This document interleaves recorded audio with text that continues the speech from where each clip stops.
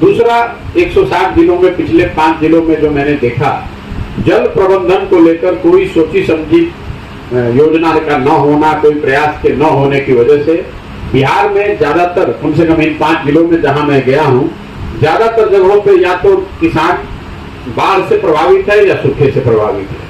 नहरों की स्थिति ये है कि नहरों और नलकूप जहां पहले चल रहे थे, जहां पानी की सुविधा आज से 10 साल 15 साल पहले बनाई भी गई थी, वहां पर भी रख रखाव के अभाव में अब वो समस्या फिर से पुनर्जीवित हो गई है। और अगर इसको आप आंकड़ों में भी देखेंगे तो आपको पता चलेगा कि बिहार एकमात्र ऐसा राज्य है पूरे देश में जिसमें पिछले 10 वर्ष में सिंचित भूमि की जो मात्रा है, जो एकड़ेज है, वो कम हो गई है।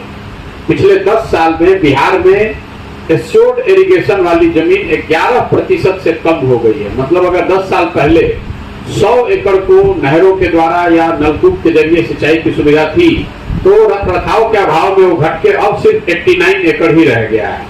और ये चीज हम लोग को जमीन पर भी दिख रही है। लोग बताते हैं ये नहर है पुराना, 10 साल पहले कभी पानी आता था, अब पानी नहीं आता। इन दोनों के साथ साथ दो जो बड़ी और समस्या किसानों की है, एक बिहार में पिछले 75 साल में भूमि सुधार की दिशा में कोई काम न होने की वजह से बिहार में भूमिहीनों की संख्या देश में सबसे ज्यादा है।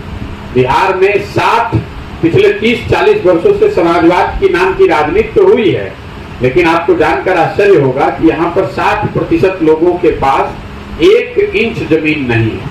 उनके पास जमीन है, 60% लोग भूमिहीन हैं। देश में ये आंकड़ा है 38%। तो देश के मुकाबले करीब 22% ज्यादा लोग यहाँ भूमिहीन हैं।